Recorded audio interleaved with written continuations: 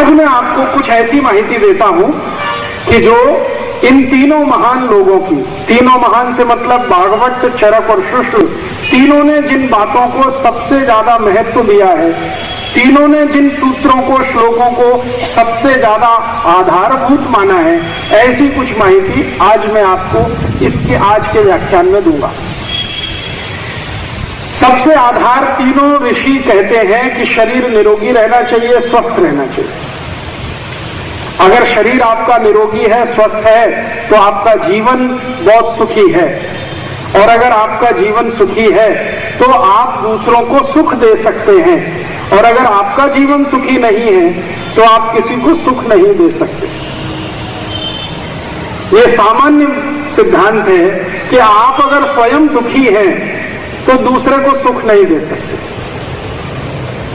और अगर आप स्वयं सुखी हैं तो दूसरे को सुख दे सकते हैं। सुख की जो परिभाषा है वो हमारे अपने जीवन में आज के हिसाब से थोड़ी भिन्न है। हम सब आज सुख की परिभाषा करते हैं, वो कैसे?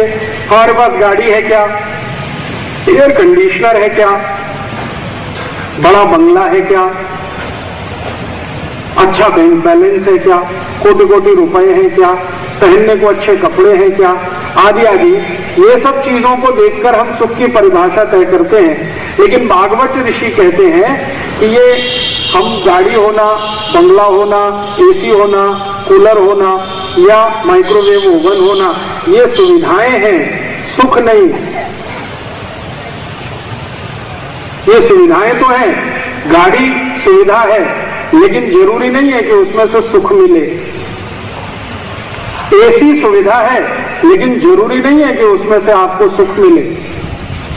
बहुत बड़ा बंगला होना ये सुविधा की बात है, लेकिन जरूरी नहीं है कि सुख मिले। मैं ऐसे बहुत सारे पेशेंट्स को जानता हूं, मरीजों को जानता हूं जो मेरे पास चिकित्सा के लिए आते हैं। उनके घर में एक एक गादी 1-1 लाख रुपए की है, गादी 1-1 लाख रुपए की है, और वो मुझसे दवा मांगते हैं नींद आने की कि राजीव भाई कुछ ऐसी दवा दो जो नींद आ जाए। तो मैं कहता हूं 1 लाख की गादी पे आपको नींद नहीं आती? तो कहते नहीं आती। रात भर इधर से उधर करवट बदलते रहते हैं, 2 बजे रात को सो के चलते रहते हैं, कंपोज की गोलियां खाते हैं, 1 से नींद नहीं आती तो 2 खाते हैं, 2 से नहीं आती 3 खाते हैं, 3 से नहीं आती तो 4 भी खाते हैं। फिर कहते हैं सवेरे 3 बज जाते हैं, तब थोड़ी देर के लिए नींद आती है। 1 लाख रुपए की गादी है एक, और वो जापान से लाई हुई है, नींद नहीं आती। तो वो जो 1 लाख रुपए की गादी है वो सुविधा तो है, लेकिन अगर उस पर नींद नहीं आती है तो उसमें सुख नहीं है। उससे अच्छा ये है कि किसी के पास 1 लाख की भी गादी नहीं है, ऐसे ही जमीन पे सो जाता है, लेकिन रात भर उसको 7 घंटे अच्छी झोंक होती है, तो उसको सुख है। उसके पास सुविधा नहीं लेकिन सुख है, अच्छी झोंक का, नींद का सुख उसके पास है। हम अपनी जिंदगी में सुविधाओं को सुख से अलग करना सीख लें तो बहुत अच्छा होगा। हमने आजकल सुविधाओं में सुख ढूंढना शुरू किया है, वो नहीं मिलता है। सुख जो है मन और शरीर की एक विशेष अवस्था है जो बिना सुविधा के भी हो सकती है। मैं ऐसे एक नहीं आपको सैकड़ों उदाहरण दे सकता हूं।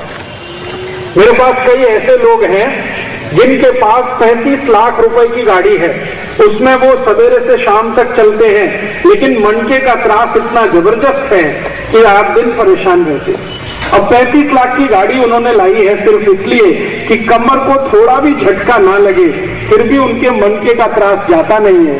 तो 35 लाख की गाड़ी सुविधा तो है, सुख नहीं।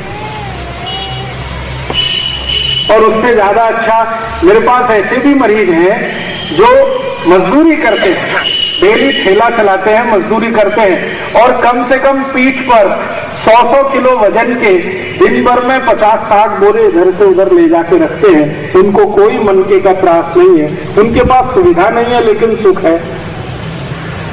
बिना मनके के त्रास के उनका जीवन है।